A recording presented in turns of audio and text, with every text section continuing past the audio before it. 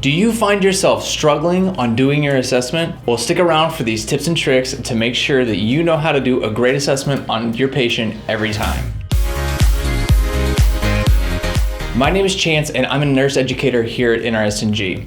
And today I'm going to show you some tips and tricks on making sure that your assessments are consistent and thorough every single time. So first off, you always want to check your patients for symmetry. You want to make sure that they're equal on both sides. You always want to be consistent with how you do your assessments. So always start with the head or always start with listening to specific areas. You always want to remain consistent, because if you start to become inconsistent, what happens is that's going to slow you down and create more frustration for yourself. The next tip that I have is to always look for the abnormal things. So you inherently know what's normal. So whenever you're doing your assessment on your patient, always look for the abnormal things. So are these abnormal lung sounds? Are they abnormal heart sounds?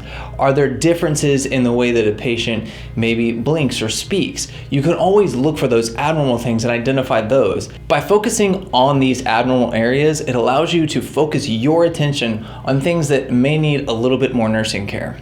Lastly, when you're doing an assessment, always be aware of what your patient needs. If they're in pain, make sure that you're not pressing on all of the painful parts. If they're complaining of an abdominal pain, always assess that area last.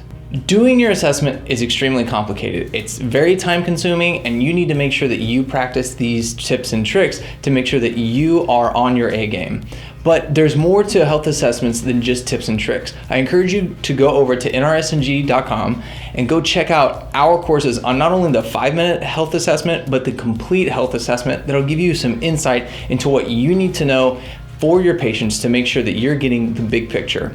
Now, as we always say, go out and be your best selves today, and as always, happy nursing.